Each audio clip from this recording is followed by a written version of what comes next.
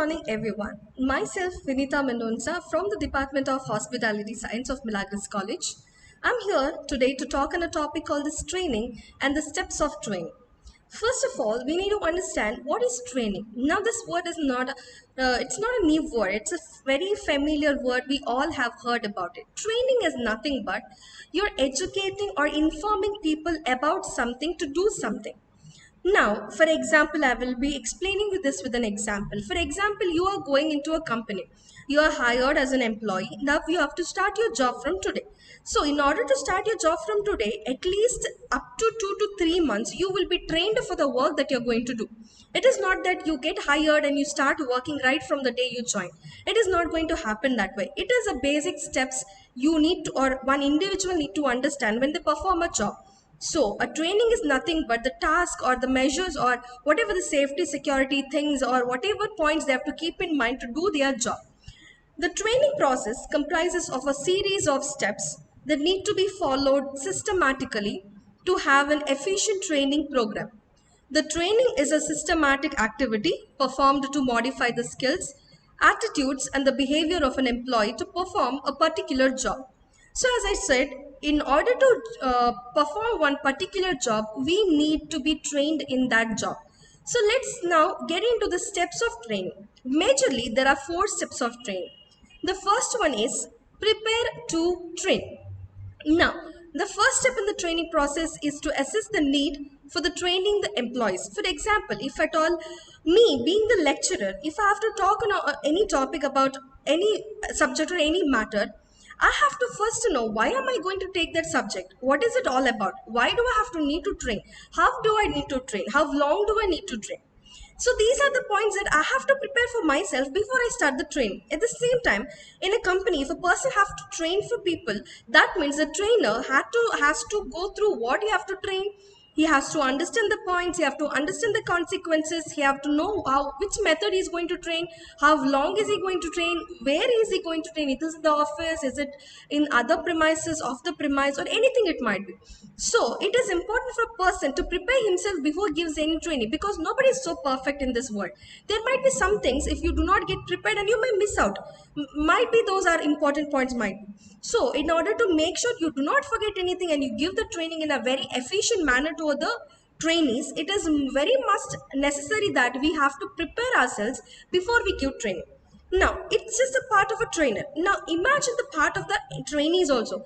The trainees also need to understand why are they getting trained up, about what topic they are getting trained up, where are they getting trained, how long are they getting trained, what is the use that they are getting trained, why they have to train. So these also are the factors that trainees have to keep in mind. So in order to start up with the training, it is mandatory, it is very necessary for the trainer to know why he is training, also the trainees to know why they are getting trained. So this is all about the first step. Now, the second step is demonstrate the training. The next step is to design the training program in line with the set objectives. Now, for example, now we have planned many things to start the program. We have planned many things to start the training. We know why we are training, about what topic we are training, where are we training, how long are we training. Now that I'm going to start the training, that means whatever I've prepared, that I have to present it now. It is all about the presentation. I have prepared myself. I have prepared the trainees also. Now it is my time to showcase what I've prepared. I have to tell them about the job. I have to give them the objective. I have to tell them why it is important, why they have to do it, why they are getting trained.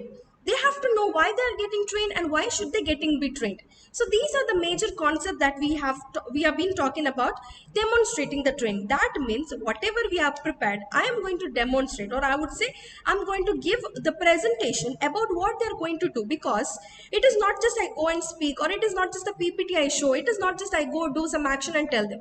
It is a factor that I have to make sure I have to be very clear with my point, I have to be very clear with my training, so that the rest of the life or rest of the days they have to be working with the training that I'm giving. The next step is practice the given training. Once the designing of the training program is completed, the next step is to put it into the action. So, important thing now. Now, I prepared myself, I prepared the employees. The training first step is done. That is prepare to train. Next step is the demonstration, or what we call as presentation. I have prepared whatever. I knew what I have to tell. I have told it. I have given a presentation. I have showed them in the action. I have explained them in my words.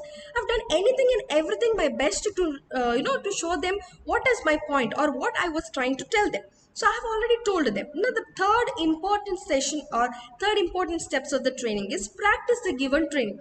Now they have to practice the training. See, in any company it might be, there will be trainer only until you learn the work. Once you learn the work, you will be the one who is working the rest of the life.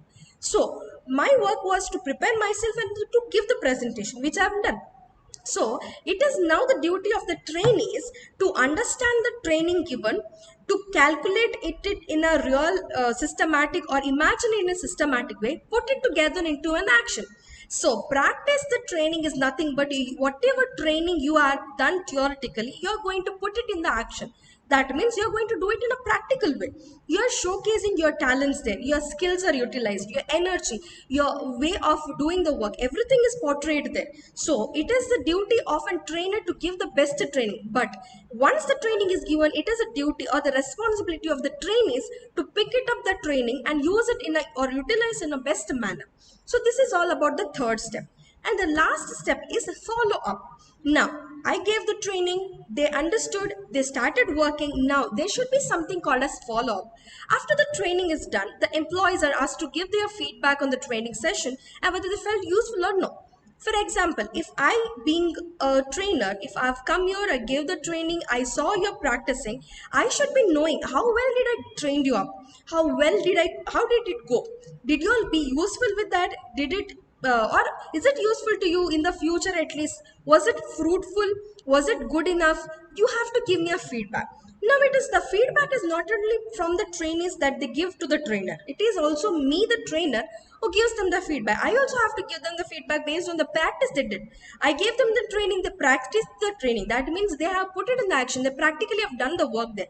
So I must be giving them the feedback about how did they do, what are the mistakes they have done. If the mistakes have done, how are they going to correct it? How are the corrections to be made? What are the improvements to be given? Or what are the appreciations that I have to give? If they have done the very good job, then that is my duty or a trainer's duty to give them the appreciation. Appreciating the very good way of motivating people to be better on best, I would say.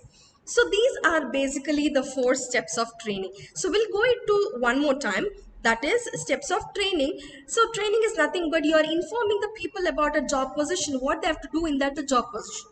So there are 4 steps. That is prepare to train. That means you have to prepare yourself, the trainer as well as the employees or the trainees, to get up the training. Next is demonstrate the training. Once you say what is to be trained, you have to give an explanation about the training or the topics or the subjects that you're going to deal with. Next, practice the given training. Once you give the presentation, it is a duty or it's an action now have to put in the place. Whatever you have told, they have to do it in action. They have to practice it. They have to start doing the work to know, to make sure that they know or they understood whatever the training is given. And the last step was follow up. So after the training is done, the employees are given their feedback on the training session as that they felt useful or no. So it is to make sure the feedback from the both the side, whether they trained up well, was the trainer was good enough. Also, the trainer to know, was the feedback good enough, was it useful for them, and what are the improvements or the appreciation that I have to give them from my side. So this is all for today.